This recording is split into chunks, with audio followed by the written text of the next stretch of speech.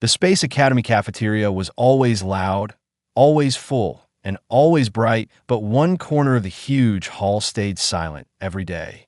In that corner sat a girl named Elira, a quiet alien with silver blue skin and soft, glowing markings on her arms. She never spoke to anyone. She never looked at anyone, and no one ever sat beside her. Students from many worlds walked around her table, stared at her from a distance, and whispered about her. Some said she was dangerous. Some said she was cursed. Others said that anyone who sat beside her would get sick or disappear. No one knew the truth, but the rumors were strong enough to keep everyone far away. Elira knew all of this. She heard the whispers. She felt the fear in people's eyes. But she said nothing. She simply sat alone every day, eating slowly, staring at her food, wishing for one moment of normal life. A moment where someone looked at her without fear. A moment where she didn't feel like a ghost in a place full of life. One morning, everything changed. The Academy announced a new student from Earth, Lieutenant Marcus Hale, a young human pilot trainee who had just arrived from a long interstellar journey. Humans were rare at the Academy, so everyone watched him with curiosity. Marcus was calm, serious, and observant. He didn't speak much, but he noticed everything around him. When Marcus entered the cafeteria for the first time, he looked around for a place to sit. Almost every table was full.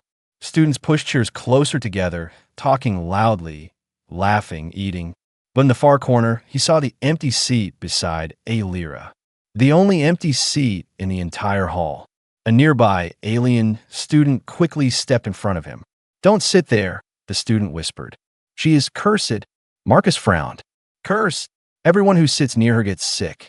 Or worse," the student said quietly, and then walked away fast, as if even talking about her was dangerous. Marcus looked back at Elira. She wasn't doing anything strange. She wasn't glowing violently or creating danger. She was just sitting, quiet, lonely. Her eyes were focused on her plate, but her shoulders were heavy, as if she carried the weight of a whole world. Marcus slowly walked toward her table. Every student in the cafeteria turned their head. Some gasped. Some covered their mouths. Others leaned forward, waiting to see something terrible happen. The air filled with tension. Even the sound of plates and talking faded away. Silence spread through the room. Elira didn't look up.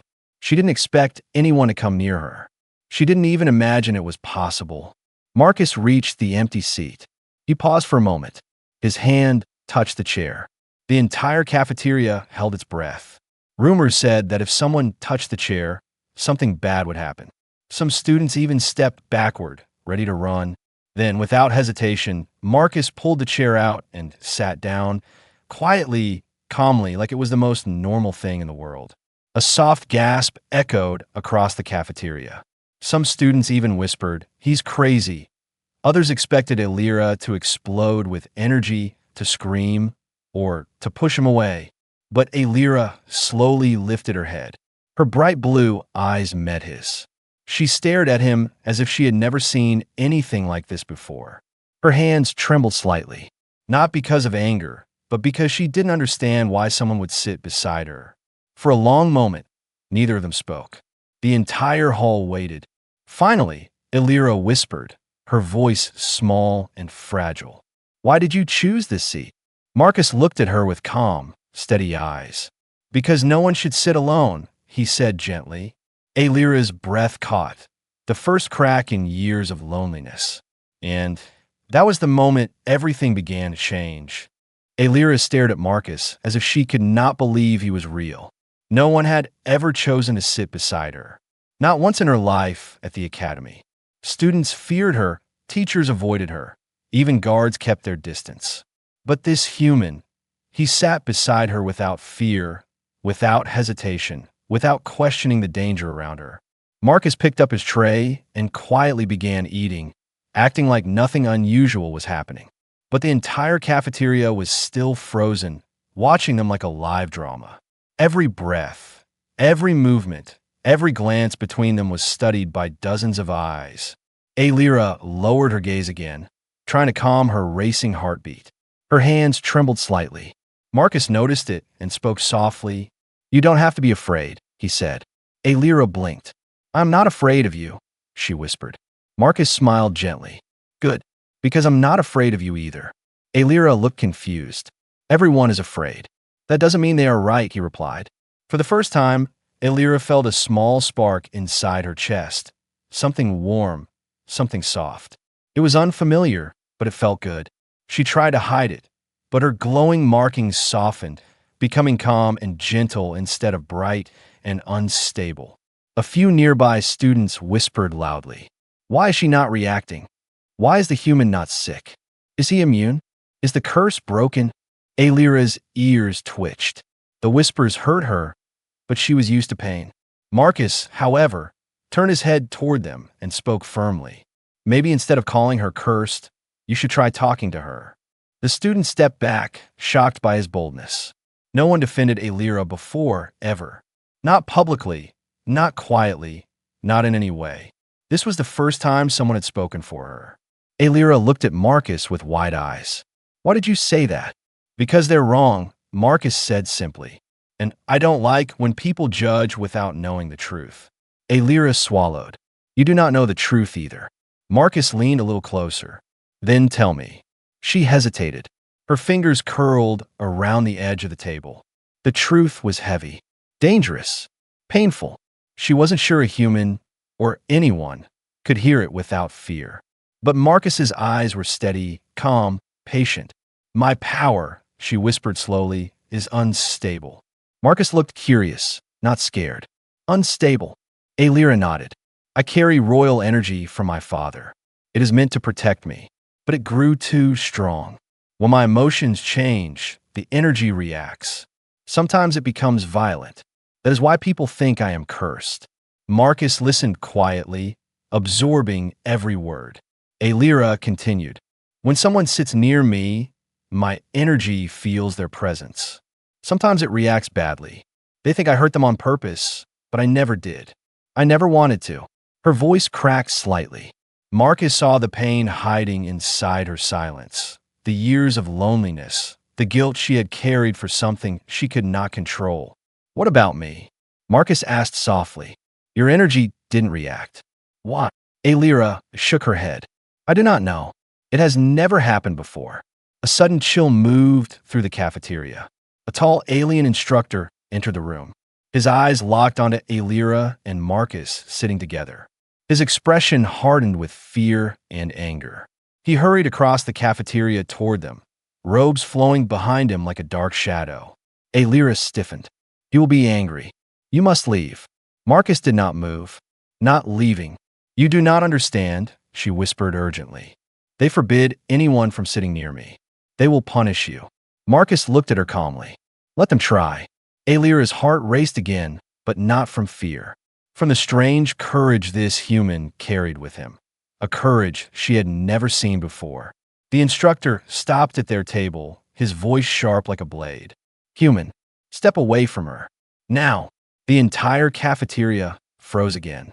Marcus slowly looked up at the instructor, meeting his gaze without fear. No, he said quietly. Shock filled the hall. Students gasped. Some even thought Marcus had lost his mind. No one refused the instructors, especially not for Alira. The instructor's eyes glowed with anger. Do you wish to be expelled? Do you wish to endanger yourself? Her presence is a threat. Marcus stood from his seat, but not to leave, to shield Alira. Her presence is not the threat, he said. Your fear is. Silence. Alira stared at him with disbelief. Someone was actually standing between her and danger. It was the first time in her life anyone had ever protected her. And deep inside her glowing chest, something ancient and powerful stirred, sensing a bond forming. A bond that was never supposed to exist. The cafeteria felt colder after Marcus refused the instructor's command. Dozens of students watched in total shock. No one had ever defended Alira. No one had ever challenged an instructor. And no one had ever done both in the same moment. The instructor's face hardened. His dark eyes shifted between Alira and Marcus, studying them with growing fear. A small device on his wrist beeped, signaling rising energy in the air. Alira's aura is unstable, he said sharply. Your presence is triggering it. Move away before something dangerous happens. Marcus didn't move. Her energy isn't hurting me. That is what worries me, the instructor whispered, more to himself than to Marcus. This has never happened. Not in all the years she has been here. Alira lowered her head, shame washing over her. Please, just go, she whispered to Marcus. I do not want trouble for you. But Marcus stayed still. I'm not leaving you alone. Those words struck her like lightning. She had heard many things in her life. Fear, warnings, insults, whispers of curses. But no one had ever said those words to her. Not once. The instructor's voice rose. Human, this is not bravery. This is foolishness. You must step away. Marcus replied calmly. If she wants me to leave, she can tell me. Not you. Another wave of shock rolled through the cafeteria. Students whispered wildly. Some said Marcus was insane. Others said he must have some kind of human shield. But most simply watched, waiting to see if Alira would explode with dangerous power. But she didn't. Her glowing markings stayed soft. Her aura stayed calm.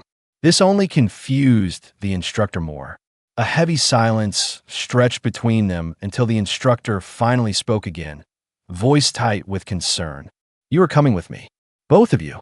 Now. Alira stood slowly, her legs shaking. Marcus stood too, staying close beside her. Together, they followed the instructor out of the cafeteria, passing rows of wide, frightened eyes. The hallway outside was quiet and dim. Strange symbols glowed on the walls, reacting faintly to Alira's presence. The instructor stopped near a sealed metal door, turned to Marcus, and said, You have no idea what you've done. Marcus crossed his arms. Then explain it. The instructor hesitated, then finally sighed, a deep, tired sound. Fine, you want the truth? I will give it to you. He tapped his wrist device, and the metal door slid open. Inside was a small observation room filled with floating holograms, energy maps, and glowing star charts. A single crystalline orb was displayed in the center, pulsing like a heartbeat. Alira looked away, fear flashing in her eyes. Marcus noticed. What is this? The instructor pointed to the orb. This is a royal core. Alira carries a fragment of this inside her. It is the most powerful form of energy known in this galaxy. Unstable, ancient, alive. Marcus studied Alira carefully. She didn't choose that. No, the instructor said softly, but it makes her dangerous. Alira finally spoke, voice trembling. I am only dangerous when my emotions change.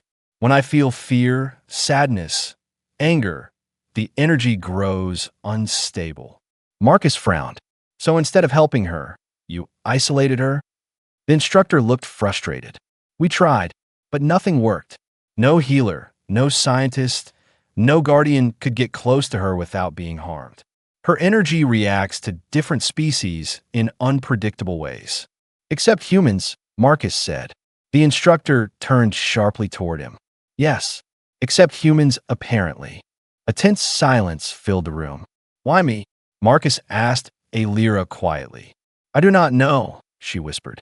Your presence does not hurt me. It feels calm. Marcus stepped closer to her. Good. Then we can fix this together. The instructor raised a hand quickly. No, do not get closer. But Marcus ignored him. He moved until he stood right beside Alira. Her aura flickered softly, but instead of becoming violent, it became warm and steady, forming a gentle glow around them both. The instructor watched with wide, almost fearful eyes. This should not be possible, he whispered. Humans should not be compatible with royal energy. Something is happening that has never happened before. Alira's voice shook. Does this mean I am not cursed? Marcus answered softly before the instructor could speak. It means you were never the problem. Alira's eyes shimmered. For the first time, a tear formed, not from fear but from hope. But just as the moment softened, the lights flickered violently. A sharp alarm rang through the academy halls. The walls trembled. A heavy voice echoed through the speakers. Warning, unauthorized forces breaching the academy perimeter. Marcus and Alira looked at each other. The instructor's face turned pale. "They're here," he whispered. "The ones who want her." The alarm continued to roar through the academy halls. Red lights flashed across the ceiling, painting every corridor in a warning glow. Students panicked, instructors shouted orders, and security drones rushed past in tight formations. The entire academy was shaking with fear, but Elira stood frozen, her eyes wide, her markings glowing brighter than before. She knew exactly what this alarm meant. She knew who had come. Marcus noticed the fear in her eyes. "Who are they?" he asked. Her voice was barely a whisper. "They're called the Voric Collectors, a group of warriors who want to use my royal energy as a weapon. They have hunted my kind for centuries." The instructor stepped in front of them. "We must move. The Collectors breach our defenses fast. They will head straight for Elira." Marcus' jaw tightened. "Then we don't let them reach her." The instructor stared at him. "Do you think this is a game? Human? These creatures tear through walls. They destroy entire squads. We need to hide her." Marcus placed himself beside Elira, refusing to move. "She is not running alone." Elira looked at him, stunned again by his courage. She had never seen someone choose her safety over their own. She felt her energy shifting, warming instead of rising in fear. The instructor grabbed a glowing pass card and opened a hidden metal door behind the observation room. "Down this hall. Emergency shelter. Her aura is too unstable to fight near others. Go." A heavy explosion shook the academy floor. Dust fell from the ceiling. Screams echoed from distant halls. The Collectors were inside now, closer with every second. Elira hesitated. "They will find me, no matter where I go." Marcus touched her shoulder gently. "Not if I stand with you." Another explosion shook the walls, this time much closer. They ran. The hallway was long and narrow, filled with blue emergency lights. Elira ran fast, but Marcus stayed close beside her, ready to shield her from any danger. The instructor followed behind, tapping his wrist device urgently. "They are cutting through the western wing," he said. 2 minutes until they reach this corridor." Marcus looked ahead. The emergency shelter door was still far away. Too far, and the Collectors were not slow. A sudden screech echoed behind them, a horrible metal sound. Marcus turned just in time to see a massive armored figure smash through a wall. The creature stood over 2 meters tall, covered in dark plates and glowing red eyes. Its voice was a deep growl, vibrating through the corridor. "The royal energy belongs to us." Elira gasped and stumbled back. Her aura sparked wildly. Marcus moved in front of her instantly. "Stay behind me." The Collector's red eyes scanned Marcus. "A human? Move aside. You are nothing." Marcus cracked his knuckles. "Try me." The Collector dashed forward with terrifying speed. Marcus barely dodged the first strike. The creature's claws cut through metal like paper. The hallway shook from the impact. "Marcus!" Elira cried. "I'm Phoenix." Marcus shouted. The creature attacked again. Marcus ducked, rolled, and grabbed a metal pipe from the ground. He swung it with all his strength, metal clashing against alien armor, but the Collector barely flinched. The instructor shouted, "You cannot fight it. Humans do not stand a chance." Marcus gritted his teeth. "Watch me." The Collector raised its blade-like arm to strike Marcus down. But before the blow landed, a sudden burst of glowing energy exploded between them. Elira had stepped forward. Her markings burned bright white, her aura swirling into a powerful wave. The Collector staggered back as if hit by a blast of wind. The walls shook violently, but the energy did not harm Marcus. Not even a little.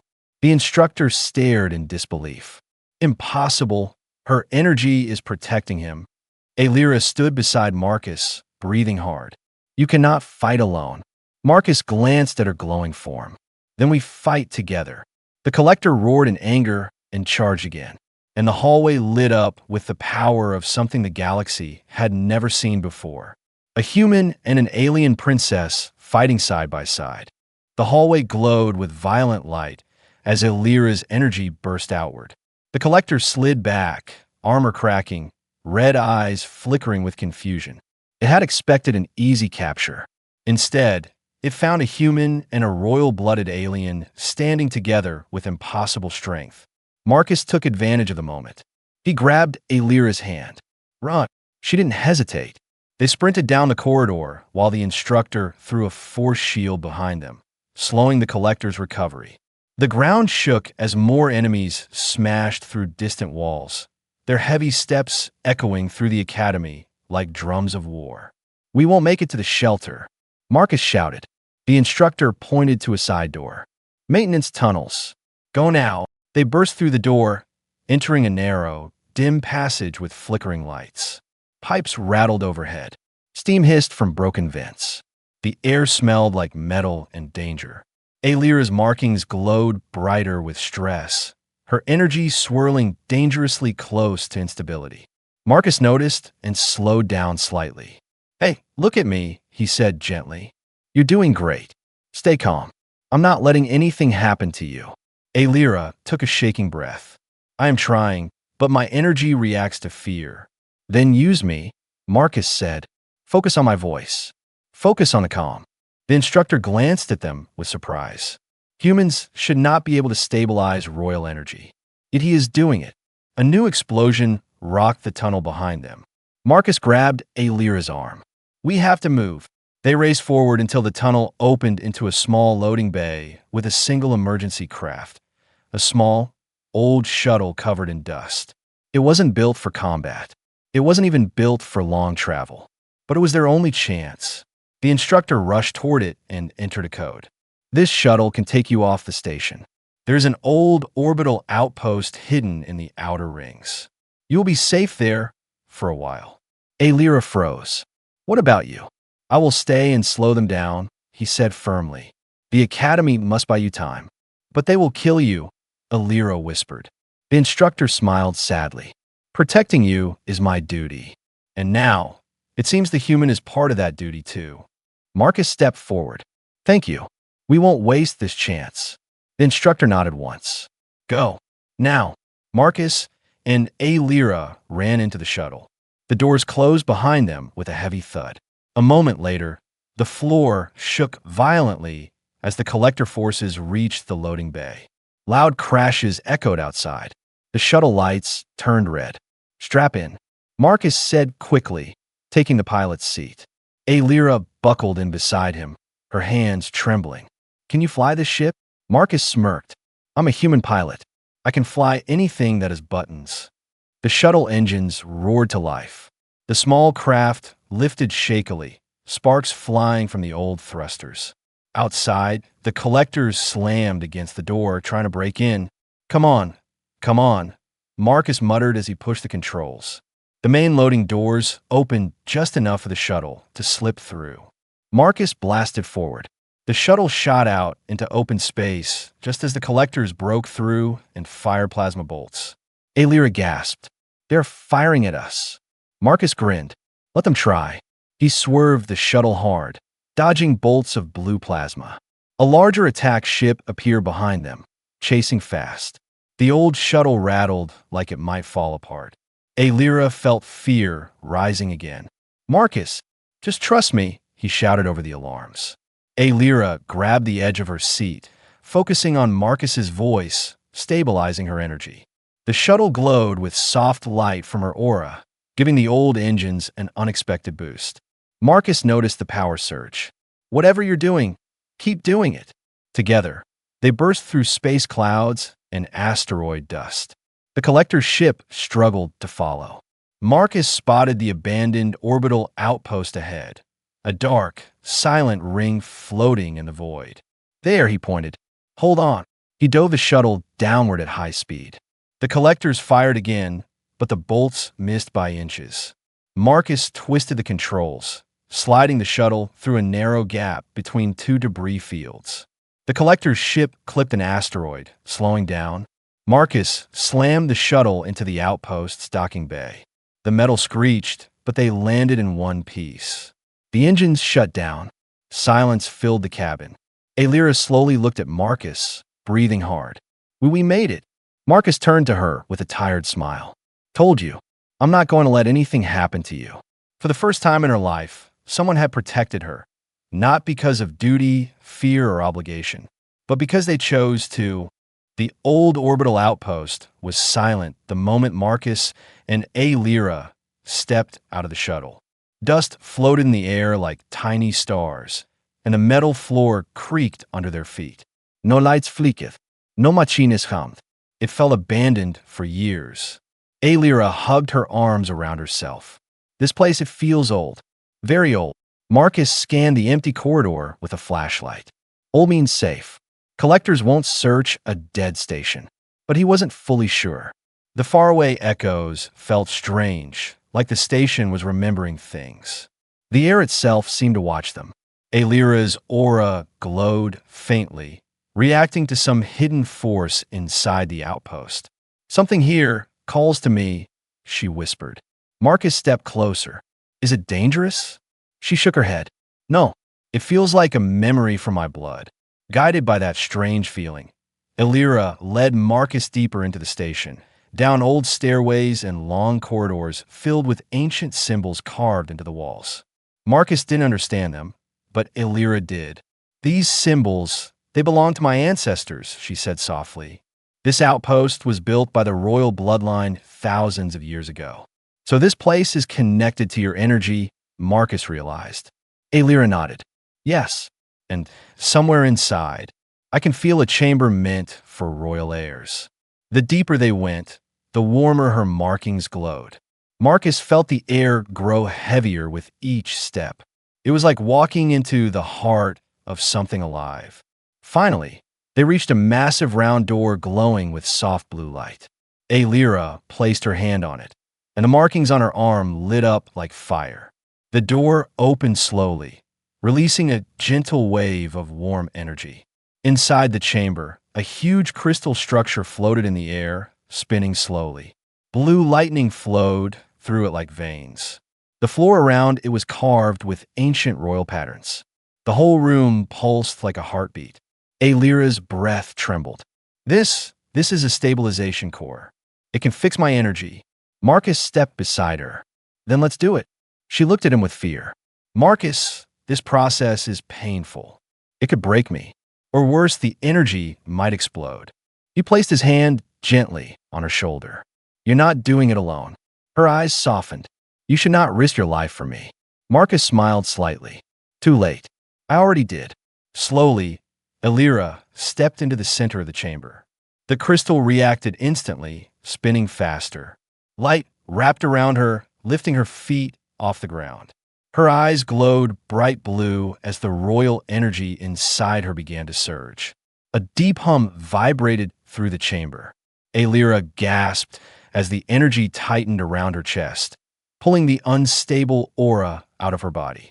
She screamed softly, pain shooting through her veins.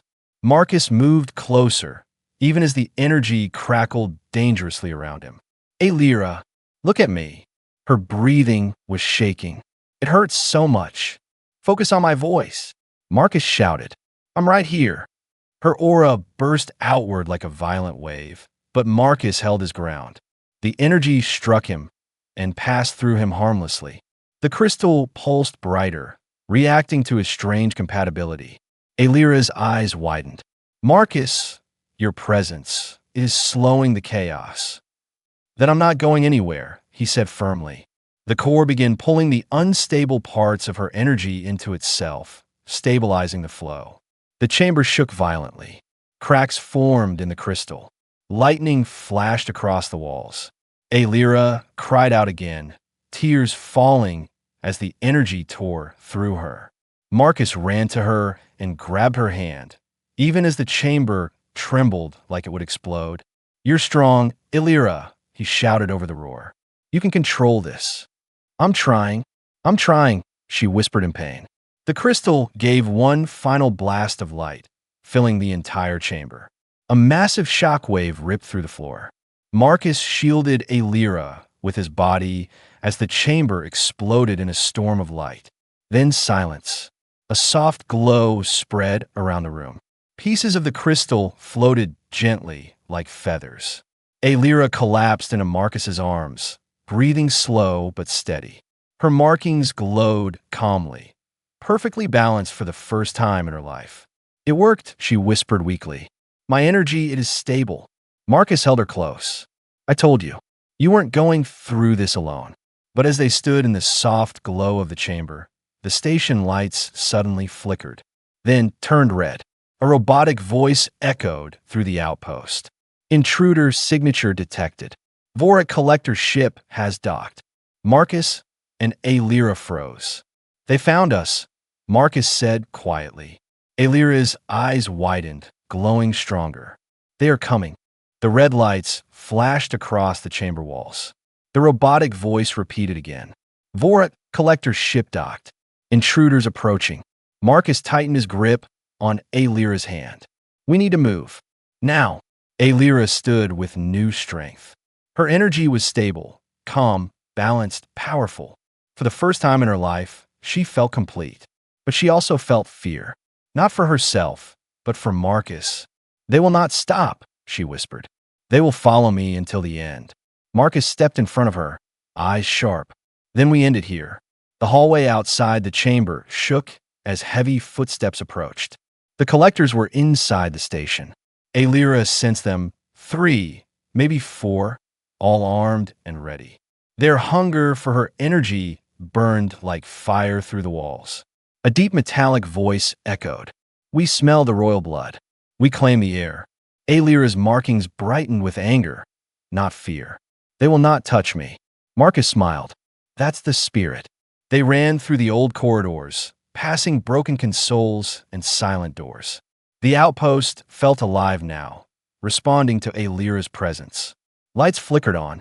Ancient machinery hummed awake. The station recognized its princess. But the collectors were fast. A massive armored figure smashed through a side wall, blocking their path. Its red eyes glowed with hunger. "Give the air." Marcus didn't hesitate. He grabbed a loose metal bar from the floor and charged at the creature. Alyra gasped, but he was already moving. He swung with full strength. The blow echoed across the hallway, but the collector barely flinched. The creature backhanded Marcus across the room. He hit the wall hard, pain shooting through his ribs. "Marcus!" Alyra cried. "I'm okay," he groaned. "It'll take more than that." The collector advanced toward Marcus, but Alyra stepped between them. Her aura ignited with a stable, powerful glow, bright blue light flooding the hall. "You will not harm him," she said. The collector hesitated. "Your energy controlled?" "Impossible." Alyra lifted her hand. The air vibrated. A controlled shock wave shot forward, slamming the creature into the wall with crushing force. The metal dented inward from the impact. The collector collapsed with a roar of pain. Marcus stared in awe. "Remind me never to make you angry." Alyra helped him stand. "I am not angry. I am protecting you." Another explosion came from deeper inside the station. 2 more collectors appeared, marching toward them. Weapons glowed in their hands. Their voices roared. "The air is ours." Alyra and Marcus backed into the wide central hall. Broken star maps lay scattered on the ground. Old screens flickered with ghostly images of long-dead ancestors. The perfect place for a final stand. Marcus picked up a fallen metal shield. "Stay behind me." Alyra shook her head. "No, we fight together." The collectors charged. Marcus ran forward, blocking the first blast with a metal shield, sparks flying. He counterattacked, slamming his shoulder into the creature. At the same moment, Alyra lifted both hands. Her aura expanded like wings of light, creating a force barrier around Marcus. The collector's blast hit the shield, and Alyra's stable energy absorbed the shock, doubling it back toward the enemy. The explosion rocked the hall. 1 collector fell, armor shattered. The last one lunged straight at Alyra. Marcus threw himself in front of her.